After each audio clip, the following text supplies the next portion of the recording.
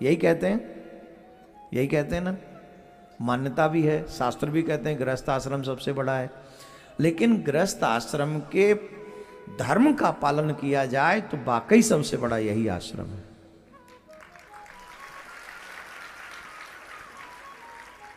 लेकिन गृहस्थ आश्रम इसे नहीं कहते कि कमाओ और स्वयं ही खा लो, के बच्चों को खिला दो।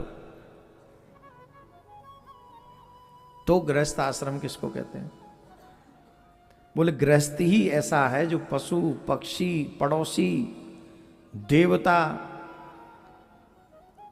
आने वाले अतिथि दीन दुखी गौ माता प्रकृति इन सब का ध्यान गृहस्थी रखता है। ये जो बाबा जी हो जाते हैं बहुत आसान है बाबा जी होना, सब छोड़ के भाग जाओ, कुछ करना ही नहीं। अपनी मुक्ति के बारे में सोचो, कल्याण करना है हमें तो बस, कुछ भी नहीं। जिसके द्वार पे जाके खड़े हो जाएंगे वो भोजन करा देगा, बाकी का अहम ब्रह्मोस्मि अहम ब्रह्मोस्मि, ब्रह्म है हम तो।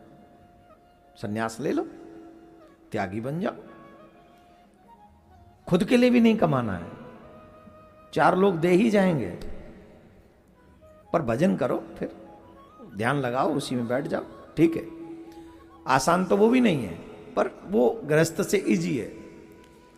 और गृहस्थ में कितनी डिफिकल्टी है, तुम पे खाने को है या नहीं, और तुम्हारे द्वार पे कोई आ जाए उसे खिलाओ, यह है गृहस्थ धर्म।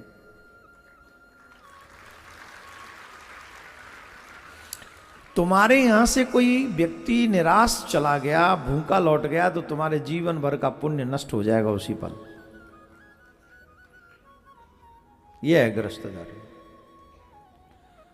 गृहस्थी को अपना भी ध्यान रखना है, गृहस्थी को आने वाले का भी ध्यान रखना है, गृहस्थी को साधु संतों का भी ध्यान रखना है, प्रकृति का ध्यान रखना है, गौ माता का ध्यान रखना है, चिड़ियाओं का भी ध्यान रखना है।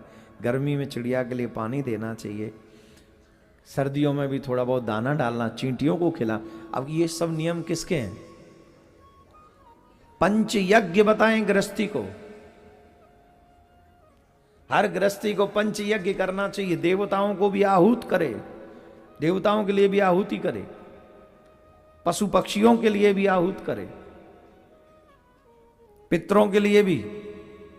अग्निदेव को जो आप भोग लगाते हैं माता बहन, जब आजकल तो वो सिलेंडर आ गए, सब काम सिस्टम खराब हो गया।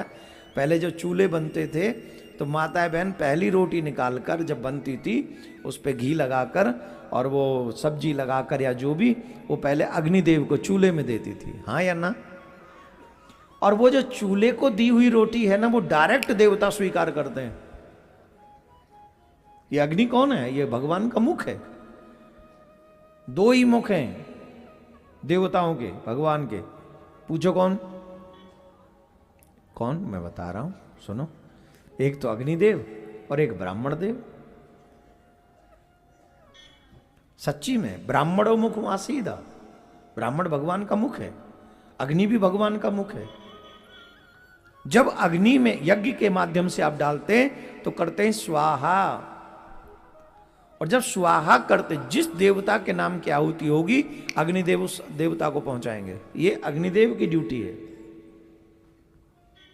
और ब्राह्मण को जिस देवता के नाम से जिमा देंगे वो ब्राह्मण उनको पहुंच जाएगा अपने आप। देवता दो में ही प्रसन्न होते हैं, स्वाहा और आहा। जब स्वाहा करें तो आपको बोलना पड़ता है, पंडित जी कहते हैं जोर से बोलो स्वाहा, ले स्वाहा।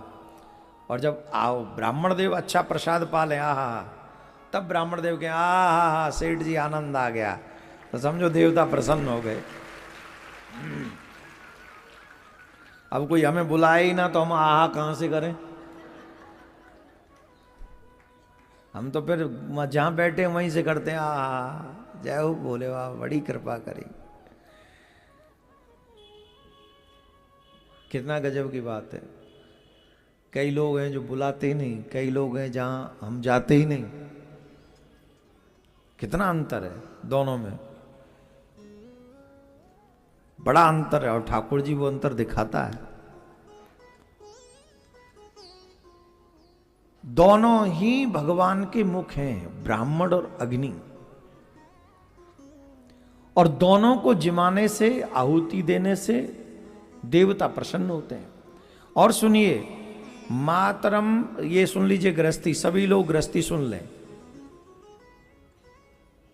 मातरम पितरम वृद्धम भार्या साध्वी सुतम शिशुम गुरुपुत्रम प्रपन्नंच कल्पोड़ विभच्च वसन्मृतः। जो मनुष्य समर्थ होते हुए भी अपने वृद्ध माता पिता का पोषण नहीं करता, जो अपनी पत्नी का पोषण नहीं करता, पत्नी को त्याग देता है, जो अपने पुत्र, जो छोटा शिशु हो, बाल रूप में हो, उसका पोषण नहीं करता, जो अपने गुरु और गुरु पुत्र का पोषण नहीं करता और आने वाले अतिथि का पोषण नहीं करता, ऐसा मनुष्य जीते जी मरे हुए के समान है।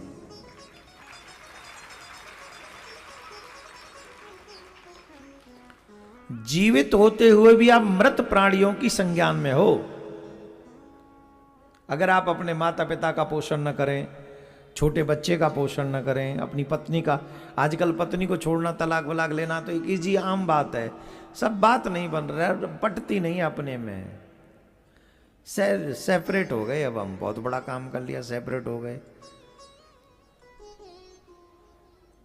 कोई बड़े काम कर लिया, सेपरेट हो गए। सेपरेट होना बड़ी बात नहीं है, साथ में रहना बड़ी बात है। एक जगह पर मैंने बहुत अच्छी बात पढ़ी थी,